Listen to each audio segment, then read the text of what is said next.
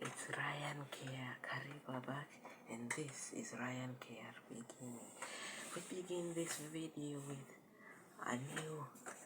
with our new series. This video features the top 100 deadliest maritime disasters in World War One. So guys, let's get into the video. So as you can see, I am here new at this hour, in a different outfit. Yes. So let us begin our countdown at number 100, the sinking of the British ship, the SS Maloja. So the SS Maloja was an M-class passenger ship of the Peninsular and Oriental Steam Navigational Company. Let me just bring it here. Yes, there it is. The SS Maloja. Yes, so she was completed in 1911 and worked a regular route between Great Britain and India. Unfortunately, her sinking was in 1916 in the First World War, when she sank in the English Channel off Dover with a loss of 155 lives. So let's dig deep into this disaster. At 1500 hours, Saturday 26 February 1916, Maloja sailed from Tilbury for Bombay carrying 122 passengers and a general cargo. The passengers were a mix of military and government personnel and civilians, including women and children. On the morning of Sunday 27th February, Maloja approached the Strait of Dover at full speed and overtook a Canadian collier, Empress of Fort William. Under wartime conditions, each ship would be to be examined by a patrol boat before being allowed to proceed. Unknown to her, the German type UCI submarine SMUC-6 had recently mined the strait. At about 10:30 hours, Maloja was about 2 miles off Dover when her port quarter struck one of UC-6's mines. There was a large explosion and the bulkheads of the second saloon were blown in. Empress of Fort William was still in sight and immediately went full ahead to assist. But while still 1 nautical mile astern, the collier also struck one of U6's mines and began to sink. As a precaution against enemy attack, Maloja was steaming with her lifeboats already swung out on with their davits so that they could be lowered down more quickly. Her captain, Captain C.D. Ivering, immediately had her engine stopped and put her astern to stop her that her lifeboats could be lowered. He also sounded the whistle as a signal to prepare to abandon ship. He then tried to order her engines to be stopped again for the evacuation. The captain tried to order her engines to be stopped again for the ship to be evacuated, but flooding in her engine room prevented the engines from being stopped, and she started to make her way astern at about 8 to 9 knots. She had developed a least to starboard which steepened to 75 degrees. Passengers started to board the starboard lifeboats, but the ship's speed and least prevented all but 3 or 4 of them from being launched. Small vessels headed to assist her, including the port of Dover tugs Lady Brassey and Lady Crunadle. Trawlers, dredgers, and a destroyer also were tried to rescue. As Maloja steamed astern and unable to stall, the rescue vessels were unable to get alongside to take off survivors. A heavy sea was running, and the hundreds who crowded her deck could only don a cork life jacket, jump overboard, and try to swim clear. A number of her rafts were launched or floated clear, and some of her survivors managed to board them.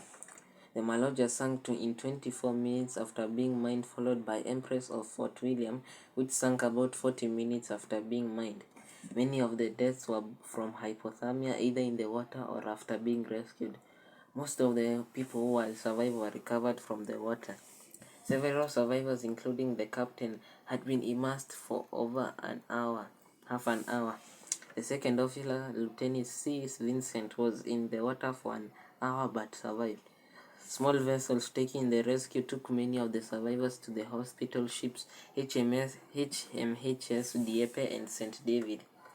Others were brought ashore, and Royal Navy ambulance took them to the Lord Warden Hotel. Survivors were later taken by a special train to London, Victoria. At about 11:30 hours, vessels started to bring bodies ashore. The Chief Constable of Kent took charge of the dead and designated the market hall below Dover's museum as a temporary mortuary. 45 bodies were recovered, but about another 100 people were unaccounted for. The servicemen who died in that were given Commonwealth war graves, as well as the 3 buried at Dover. One is buried at Hormsman and another at Portsmouth. Many of the 155 dead were Lascaris. P&O erected a monument to 22 of them in St. Mary's Cemetery. This marks it is their 100th deadliest disaster. Sinking in 1916, 155 people on board died in the disaster, and most were civilian. We move on to number 99, the sinking of the SS Lobby.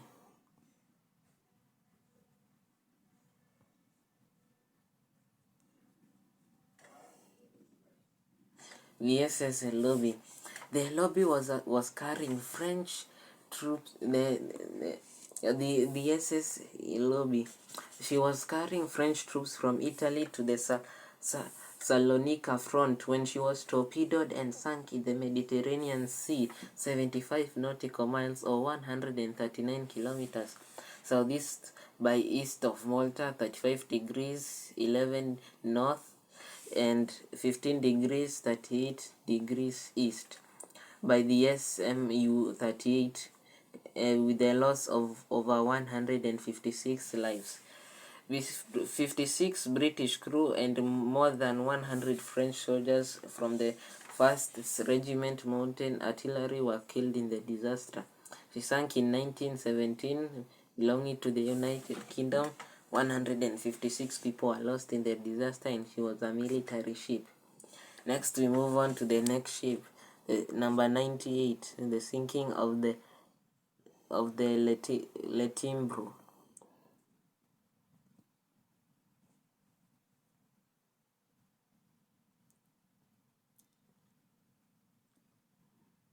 Just a moment. Yes. So, the Letimbro. On 29th July, the steamship was sailing from Benghazi to Cyprus, Sicily, when the U-39 shelled and torpedoed her. Of at least 208 people aboard, 52 survived the disaster. Other sources does not include the 80-plus soldiers among the 150 passengers, increasing the number of people aboard to at least 288 and the number of victims to at least 236. She sank in 1916, belonging to the Italy. 156 were lost, and she was a civilian ship. Number 97, the sinking of the HMS India.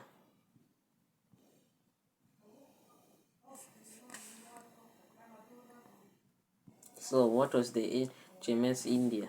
The HMS India, or commonly known as, or at that before being in military service, the SS India, was a steam passenger ship operated by the Peninsula and Oriental Steam Navigations, or P&O, between 1896 and 1915. She was built by Caird and Company of Greenock, Scotland. She was launched on 15th April 1896 and entered service later that year, operating on P&O's route between Britain, India, and Australia. She was hired by the Admiralty on 13th March 1915 and was used as an armed merchant cruiser, serving in the 10th Cruise Squadron. On 8th August that year, she stopped off Heligrave near Bodo, Norway, to investigate a suspected blockade runner and was torpedoed by the SMU-22. India's sinking caused the death of 160 of her crew. The surviving 22 officers and 119 men were taken to Narvik. A monument has been built in Portland, Norway to remember those lost in the disaster. Next we move on to number 96, the sinking. Oh, just to mention, the HMS India belonged to the United Kingdom, sank in 1915, 160 lost in the disaster. She was a Navy ship. Next, we move on to number 96, the sinking of the 1918 sinking of the United Kingdom ship, the SS Burutu.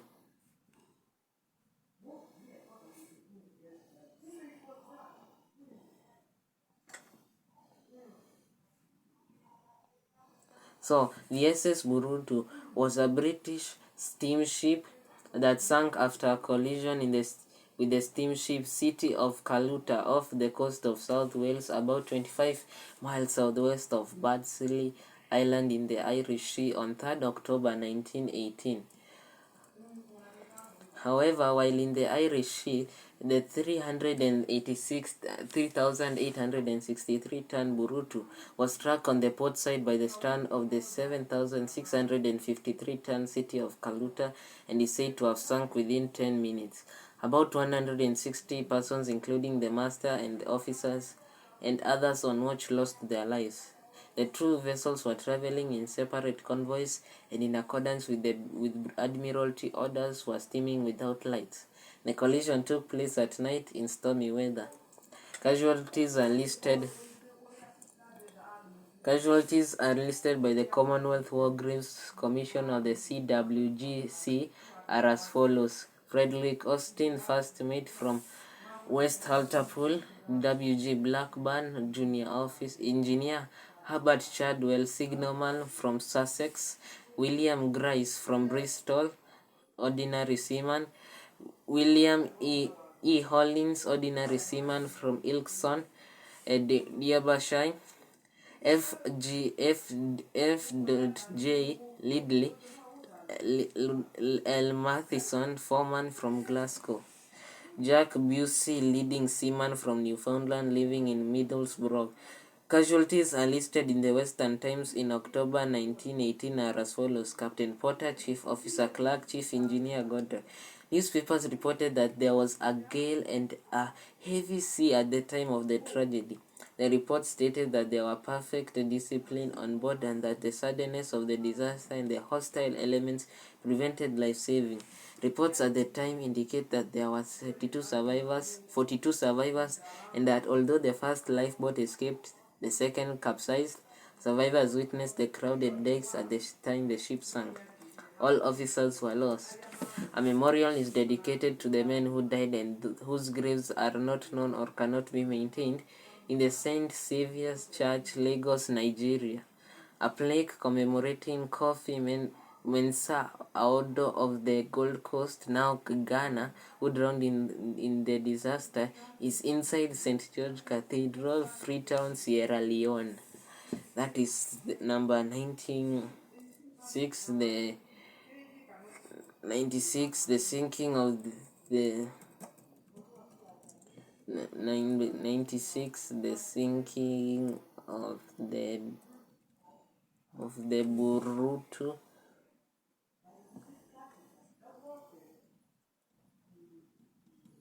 Next, we move to number 95, the sinking of the HMHS Glenart Castle. Let me just put the pictures here of the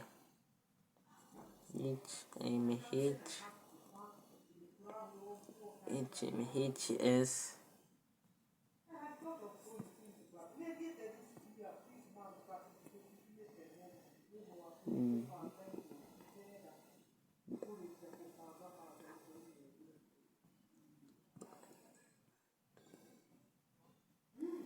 Castle. Yes, there. On 26 February, the hospital. Oh, sorry, that was not that. So, the HMHS Glenart Castle, or His Majesty's Hospital Ship Glenart Castle, was a steamship built as Galician in 1900 for the Union Castle Line. She was renamed Glenart Castle in 1914 but was requisitioned to use as a British hospital ship during the First World War. The Glenart Castle entered the World War. The Glenart Castle was held up west of the Canary Islands when World War I began. The Glenart Castle subsequently suffered damage when she struck a mine in the English Channel on 8 nautical miles or 15 kilometers northwest of Owa's lightship on 1st March 1917. Hit near the rear starboard around at 11:40 p.m., the engines were stopped and damage was inspected. The watertight doors to the engine room were warped and could not be closed completely. Upon hearing that the boiler room and number 4 hold were flooding, Captain Day ordered the ship to be evacuated. All 115 crew, 68 medical staff, and 528 and 25 passengers were saved, and the crippled ship was towed into Portsmouth. Glenart Castle was repaired and returned to service in November 1917. Sorry, I did the wrong disaster. Sorry, that was the So the Glenart Castle left Newport, South Wales, heading towards Brest, France, to collect patients. After 3 a.m. on 26 February, fishermen in the Bristol Channel saw her clearly lit up as a hospital ship. John Hill, a fisherman of the Swansea Castle, remembered, "I saw the hospital ship with green lights all round her, around the saloon. She had a red light, side light showing, and mast headlight, and also another red light, which I supposed was the Red Cross light." A little before 4 a.m., Glenart Castle was hit by a torpedo fired from the German U-boat UC-56 in the number 3 hold. The blast destroyed most of her lifeboats, while the subsequent pitch of the vessel hindered attempts to launch the remaining boats. In 7 to 8 minutes, the ship took to sink. Accounts varied as how many lifeboats were launched, but one lifeboat carrying 22 men survived the night on rough seas. The men bailed constantly in wintry conditions to avoid being swamped. They were rescued by a French boat Fion around 10:30 a.m. 4 rafts bearing 9 more men were located by the USS Parker between 1 to 3 p.m. Fireman Jesse White washed astern in his exhausted state and was injured by Parker's propeller. White died on board. One man was unconscious when rescued and died in hospital the next day, having never recovered consciousness. He was subsequently identified as Royal Army Medical Corps Private Samuel Harry Lund. The body of wireless operator Michael Sinton was recovered off Trevorson Heath, Cornwall, on 2nd March 1918. The most likely figures are that 182 were on board, of whom 29 survived. A total of 153 people were killed. 95 of 120 crew died, including the captain Bernard Butt, who had given the order, "every man for himself." Newspapers suggested that the submarine may have shot at initial survivors of the sinking in an effort to cover up the sinking of the Glenart Castle. The body of a junior officer on Glenart Castle was recovered from the water close to the position of the sinking. It was marked with gunshot wounds, one in the neck and another one in the thigh. The body also had a life vest indicating it was shot while in the water. However, official records do not support this story. The shipwreck lies approximately 10 miles west of Lundy in 240 feet of water, or 73 meters of the POS. After the war, the British Admiralty sought the captains of the U-boat who sank hospital ships in order to charge them with war crimes. The commander of the U-boat that sank the ship was arrested after the war on his voyage back to Germany and interned in the Tower of London. He was released on the grounds that Britain had no right to hold a detainee during the armistice. Britain pressed for Berlin to pursue the cases concerning the The British hospital ships Rewa, Glenart Castle, Greenford, that the Lepis war crimes trials. And we now move to number 94, the sinking of the prey vessel.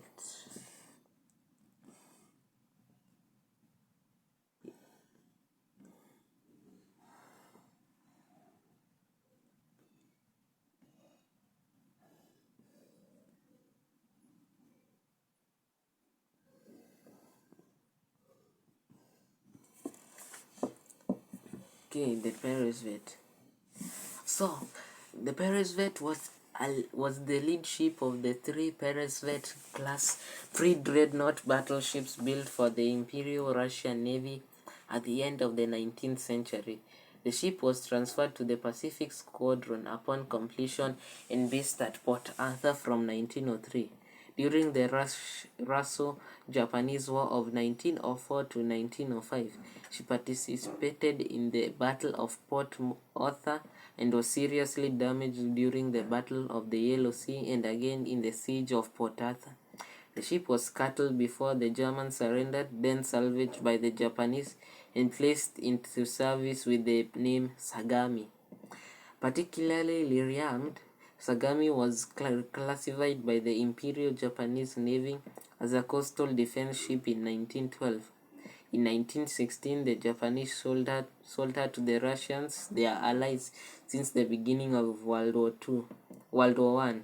En route to the White Sea in early 1917, she sank off Port Said, Egypt, after striking mines laid by a German submarine.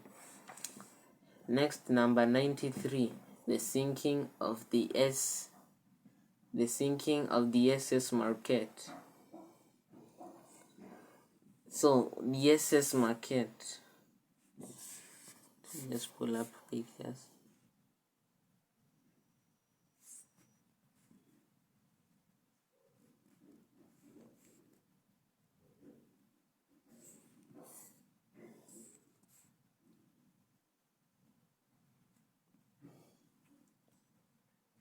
So, on 19th October 1915, the ship departed from Alexandria, Egypt, destined for Salonika, now Thessalonica in Greece.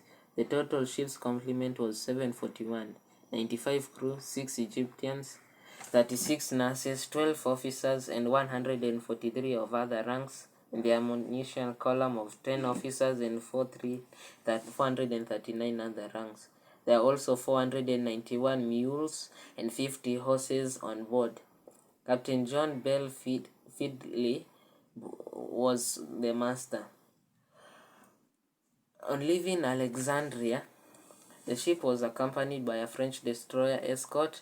However, the escort left Marquette on the night of 22nd October. At 9:15 a.m., on 23rd October, the ship was hit by a torpedo on the starboard side and immediately listed to port. Some on board were killed in the explosion. The ship sank within 10 minutes with nurses, soldiers, and crew still on board. Many survivors died in the water while waiting to be rescued. The stationary hospital had been located to a troopship by the British authorities despite the empty British hospital ship Glenart Castle having sailed on the same route on the same day from Egypt to the northern Greek port of Thessaloniki. The loss of nurses and medical staff led to New Zealand's government asking the War Office in November 1915 that transfers of medical staff be done by hospital ships where possible. The casualties include 29 crew, 10 nurses, and 128 troops died in the sinking. 32 of the dead were New Zealand nationals, 19 from the Royal New Zealand Army in Medical Corps, 3 privates attached to the stationary hospital, and 10 nurses from the Royal New Zealand Army Nursing Service.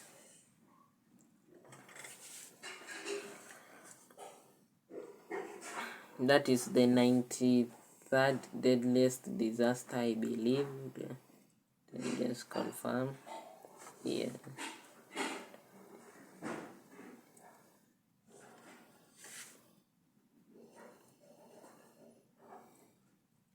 Yes, it's the 93rd Okay, just to review back, the HMS Glenart Castle belonged to the United Kingdom, sunk in 1918, 162 people died, she was a Navy ship.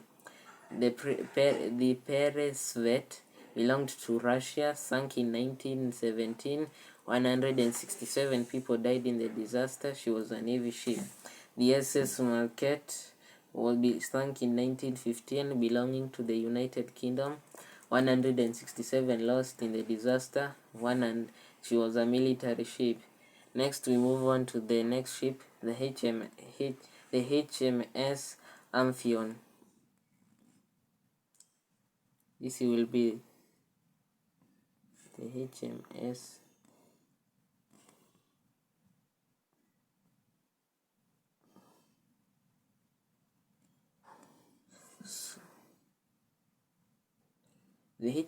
Amphion was an active class scout cruiser built for the Royal Navy before the First World War.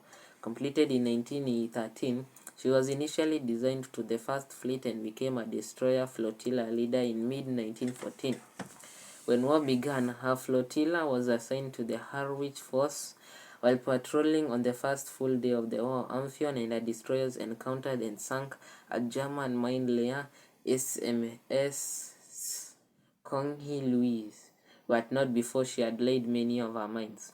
While returning from patrolling the following morning, she struck a mine on 6 August 1914 off the Thames estuary and sank with the loss of 132 crewmen on board. She was the first ship of the Royal Navy to be sunk in the First World War. The wreck site is protected and may not be dived upon without permission from the Ministry of Defense. She belonged to the United Kingdom, sunk in 1914, 168 people were killed in the disaster. She was a Navy ship. Next, we move on to the 90.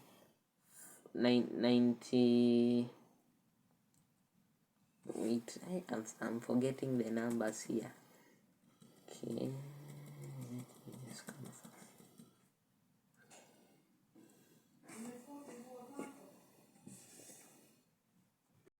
Next, we now look at the SS Baron Gauch. The HMS Amphion sunk in 1914, belonging to the United Kingdom. 168 people were lost in the disaster. She was a Navy battleship.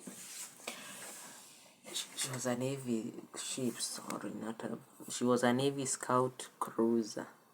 Next, we move on to the SS Baron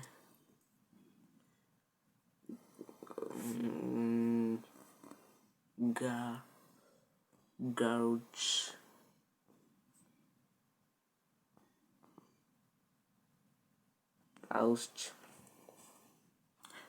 Okay, that's the ship. So on 13th August, the Austro-Hungarian passenger steamship accidentally struck an Austro-Hungarian mine and sank off Rovisgon, Istria, and the most reported figures are 177 people lost and 159 saved, but other sources state 120 to 160 lost and 190 saved out of 310 to 350 people, plus children who are not registered, or more than 200 victims. She was carrying both civilians and Hungarian troops, but you can trust my source, 177 were lost in this disaster. She sank in 1914, belonging to Austria and Hungary. She was a civilian ship. 177 lost. Next, we move on to number 90, the sinking of the SMS Zenta.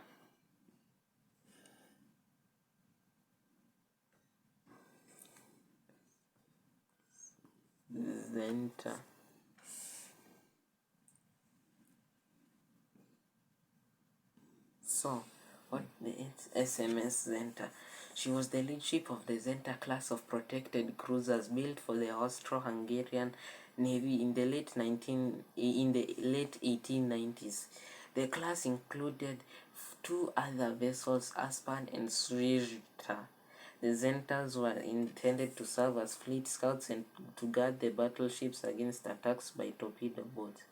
Unfortunately, at the start of the World War I, in July 1914, she was sent to the southern end of the Adriatic Sea to attack targets in Montenegro. She was cruising off that country coast to enforce another blockade on 16th August when she and the destroyer Ulan encountered the main French battle fleet.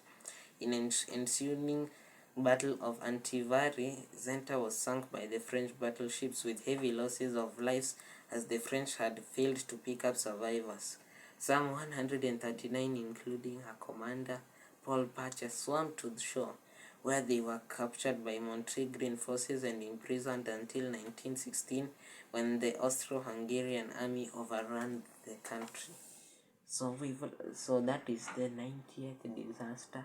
We move to number 89. Number 89, the sinking of the HMS Narborough and HMS Opal.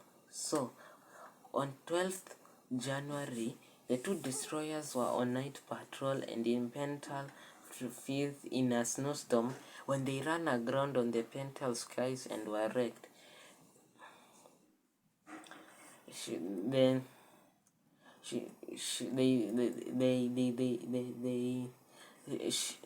Most of the casualties were never found and are commemorated at the Portsmouth Memorial, making it these are two ships that sank.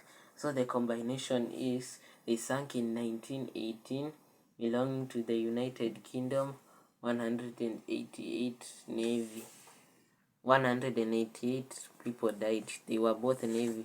Just to show you, this is the HMS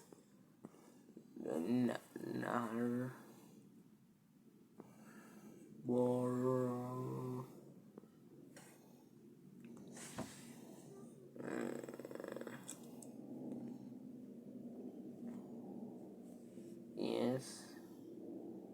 Yes, that is the HMS Narborough, and this will be the HMS Opal. Yes, that is the HMS Opal. Which one? Yes, this one. Yes, this one here. Yes, that is number 89. So we move to number 88, the sinking of the HMS Bayano. So, what was the HMS Bayano? The HMS Bayano, built in 1913, was originally a banana boat for the Elders and Fuse Line. At the outbreak of World War I, it was drafted into the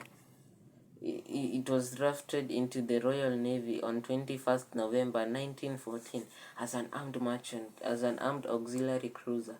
She was on 11th March 1915. It was torpedoed by SMUs 27 and sank within minutes, killing around 200 of its crew. 26 survivors were pulled out of the water.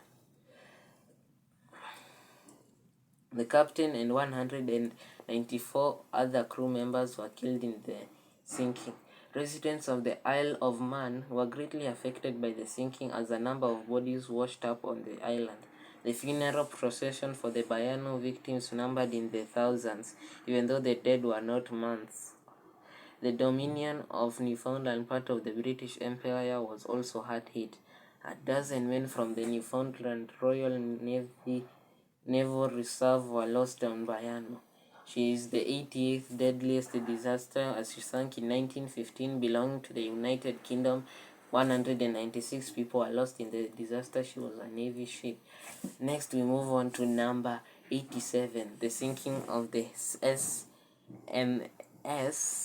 SMS is what we are looking at. SMS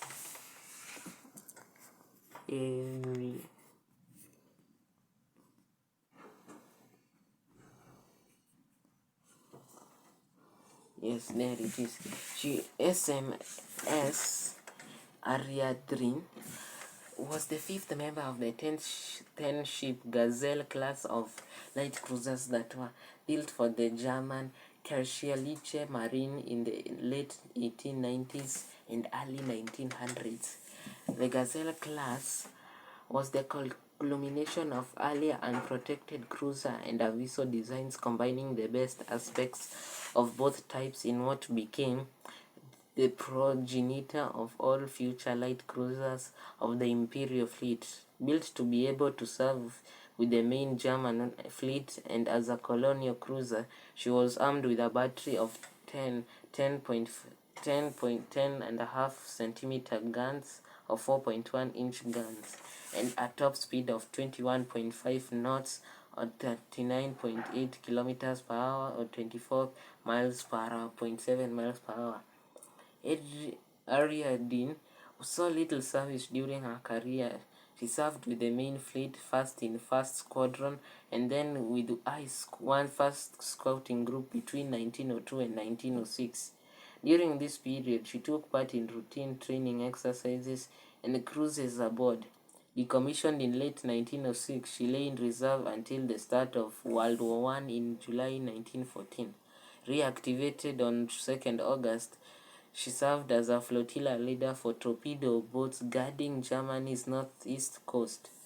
During the Battle of Helgoland-Bright on 28 August, she sought to reinforce the ships on patrol in Helgoland-Bight when she was surprised and sunk by British battle cruisers. Casualty figures vary, with 59 or around 250 of her crew being rescued by other German cruisers. So that is the 87th sinking. The 87th deadliest sinking. She sank in 1914, belonged to Germany. 200 people were lost in the disaster, and she was a Navy ship. Number 86, the sinking of the SS Ariel Magon.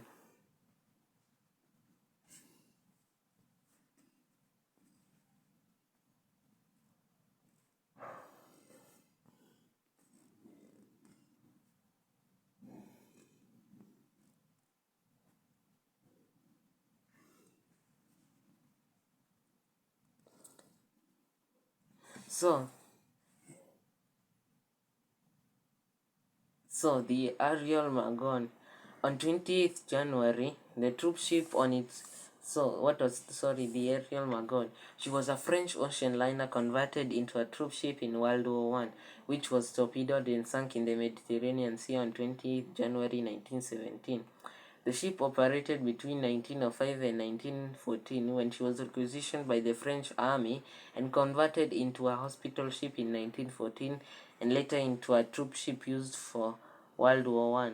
On 25th January 1917, she was sailing from Marseille for Thessaloniki with another troop ship, SS Pampa, escorted by French destroyer Arch, with some 935 soldiers and 80 crew on board. She was attacked and torpedoed at 11:10 a.m. by German U-boat U-39 commanded by Walther Forssmann.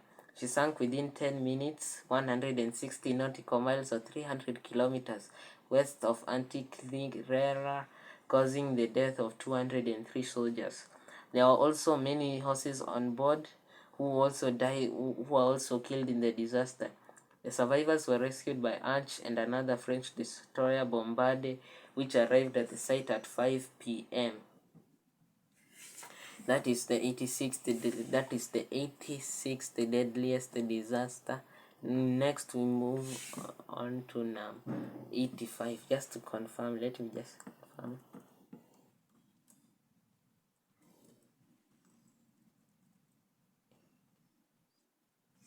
Yes, it is the 86. We move to number 85, the sinking of the Italian passenger ship, the SS Ancona. What was the Ancona? Let us look now. The Ancona was an ocean liner built in 1908 by Workman Clark and Company of Belfast for the Societe di Navigazione a Vapori Italian of Genoa. She was an immigrant ship on a route between Italy and the United States. It's unfortunately on 8th November 1915 off the coast of Tunisia. She was sunk by the SMU-38 with the loss of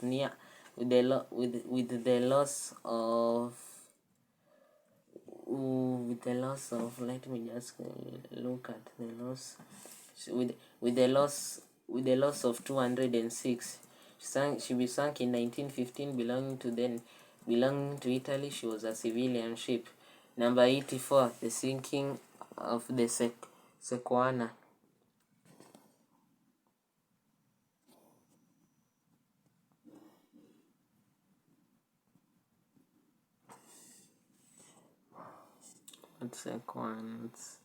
Sequana.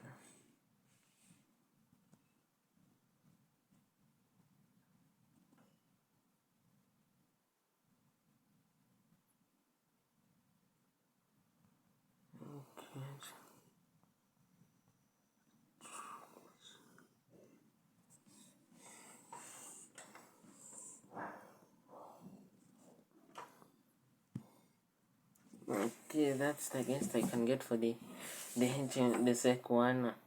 The French ship Sequana on this June, the troop ship sailing between Dakar and Bordeaux was torpedoed and sunk 5 miles from the Ile du by the SMU C-72 of the Imperial German Navy with the loss of 207 lives.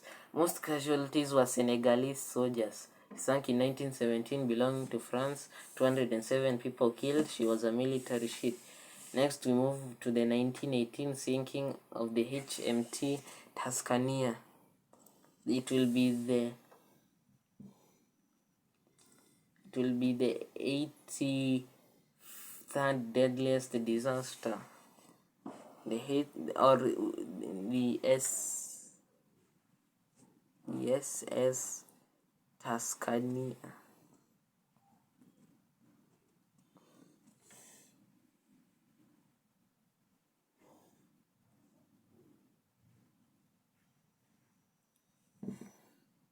The SS Tuscania. She was a luxury liner of the Anchor Line, a subsidiary of the Cunard Line and named after Tuscania, Italy. In 1918, the ship was torpedoed and sunk by the German U-boat UB-77 while transporting American troops to Europe with a loss of 210 lives. The wreck of the Tuscania is between Scotland's Islay and Northern Ireland's Rathlin Island, about 7 nautical miles or 13 kilometers north of Rathlin Lighthouse at roughly at a depth of 100 meters. Many of the bodies of the drowned servicemen washed up on the shores of Islay and were buried there. The police sergeant at Malcolm Mickley, the maternal grandfather at NATO General Secretary George Robertson, had said of local people in his official report, though they had so little, they gave so much to help those who were wrecked on their shores. Next, we move to the 82nd disaster.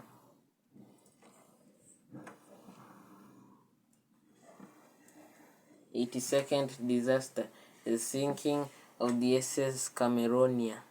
Not Cameroon, Cameronia.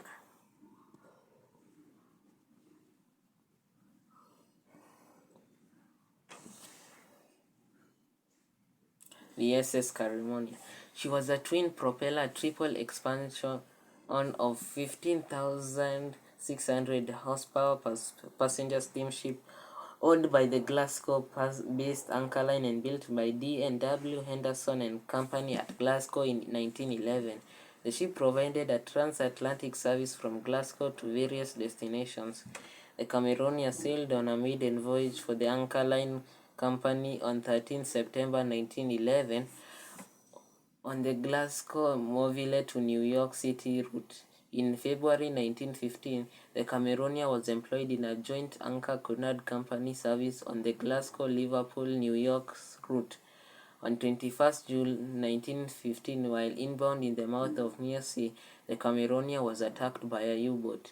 Captain Kinadia turned to ram the U-boat, which was forced to dive and then broke off her attack. The Cameronia was torpedoed on 15th April 1917 later by the German U-boat U-33 en route from Marseille, France to Alexandria, Egypt. She was serving as a troopship at the time and contained approximately 2,650 soldiers on board. The ship sank in 40 minutes 150 miles east of Malta, taking 210 lives with her. Other sources report only 140 casualties, but mine is the correct one of 210 people. Most of the crew and embarked soldiers were picked up by escorting destroyers HMS Nemesis and HMS Rifleman. The remainder of the survivors had sufficient time to take to lifeboats. Scottish commander and nautical writer David W. Bond wrote a first-hand account of the sinking of the Cameroonian. That is the 82nd. We move to our final for this episode, the sinking of the HMS Louvain, or also known as the SS Dresden.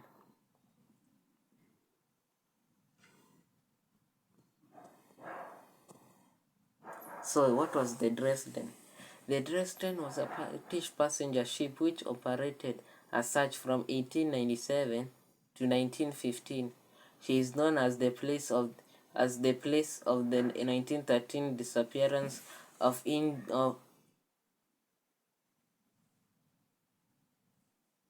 Rudolf Diesel, inventor of the diesel engine. The ship was built in 1897 by the Earl Company at Hull for the Great Eastern Railway. She operated on the North Sea route between Harwich and the Hook of Holland. She was renamed HMS Louvain in 1915 and was used by the Royal Navy in World War I until her loss in 1918. So we've looked at these disasters. We've looked from the HMS Louvain or the SS Dresden, sinking in 1918, belonging to the United Kingdom. 224 people lost in the disaster. HMT Cameroonian lost 1917, United Kingdom. 210 Navy ship. HMT Tuscania 1918, United Kingdom. 210 lost, military. Sequana 1917, France. 207 lost, military ship. 1915 Italy, the Acona. 206 lost, civilian. The Amiral Magon 1917, belonging to France. 203 military ship. 1914 the Germany ship SM Adriandin. 200 lost in the disaster. Navy ship. HMS Bayano 1915, United Kingdom. 196 Navy ship lost. 1918 United Kingdom, HMS Narborough and Opal. 988 people lost, Navy ship. 1914 Austria and Hungary, SMS Zenta-179 lost in the disaster, Navy ship. The 1914 Austria and Hungary, SS Baron Gautsch 177 lost in the disaster. She was a civilian ship. 1914 United Kingdom, the HMS Amphion 168 lost in the disaster. She was a Navy ship. 1915 SS Marquette 167 lost in the disaster. She was a military ship. 1917 Russian ship Peresvet, 167 lost, Navy ship. Next, the 1918 United Kingdom, the HMHS Glenart Castle, 162 lost in the disaster, Navy ship. 1918, the United Kingdom ship Urutu 160 lost in the disaster, civilian ship. 1915, the United Kingdom's HMS India 160 lost in the disaster, Navy ship. 1916, the Italian ship Narborough 156 plus lost in the disaster, civilian ship. 1917, the United Kingdom's SS Eloby 156 plus lost in the disaster, military ship. 1916, the United Kingdom's SS Maloja 155 lost in the disaster, civilian ship. So we've looked at 20 of the disasters. Still 80 more left in our countdown for the deadliest disasters in World War I. So before we leave, let's look at our video postcard, video maritime postcard. This postcard will come from a country I will select momentarily. Our maritime video postcard will come from the country of Netherlands. Netherlands is located in Europe. It is a country known for its vast terrain in various cities such as Amsterdam, Holland, and many other cities.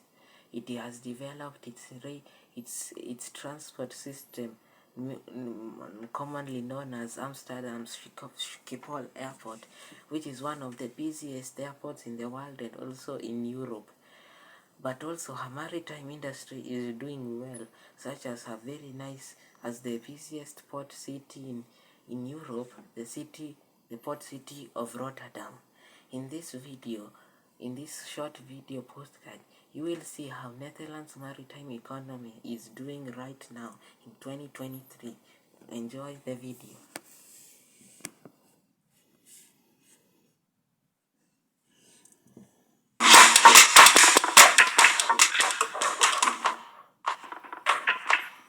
Sorry for that. The ads are so many. For hundreds of years, the Netherlands has been a maritime nation. With their ships, our ancestors discovered new continents and opened up worldwide opportunities. The Dutch maritime sector grew into one of the most global businesses in the world, with shipbuilding at the forefront of the industry. Wherever you go in the world, you'll always meet someone Dutch, and the urge to pioneer, explore, and do business still runs through our veins.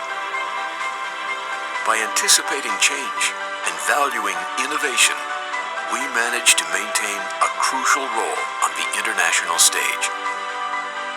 But things haven't always been easy. Navigating the turbulent waters of overseas economies and international competition requires all hands on deck. It is particularly in difficult times that our true strength reveals itself. We demonstrate little fear of change and are able to tap into new opportunities. This way, not only do the leading Dutch firms get involved, but also many smaller enterprises have been able to enter the international sector's Premier League.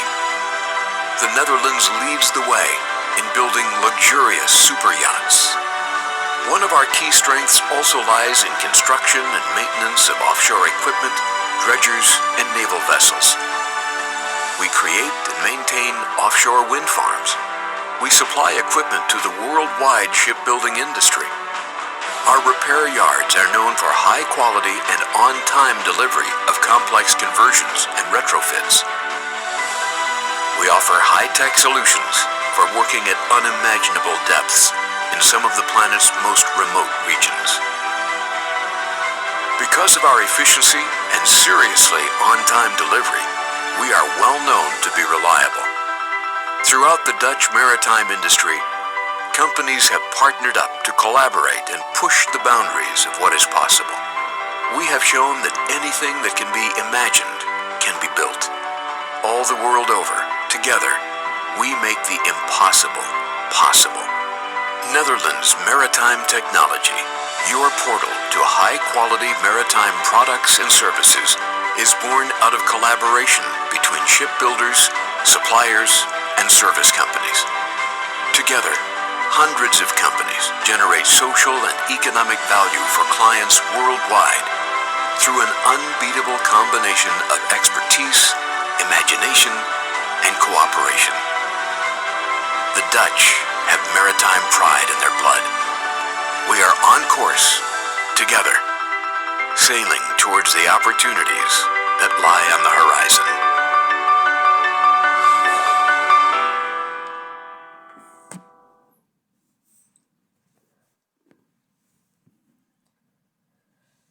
So after watching that video postcard that is been directed by that has been given to us by the Netherlands Maritime Technology, we have seen how Netherlands has developed its maritime industry well to become one of the leading countries in the maritime industry. Anyways, from the headquarters of my YouTube channel, this is Ryan KRP Gaming's latest video of 24th January 2023. Goodbye, guys.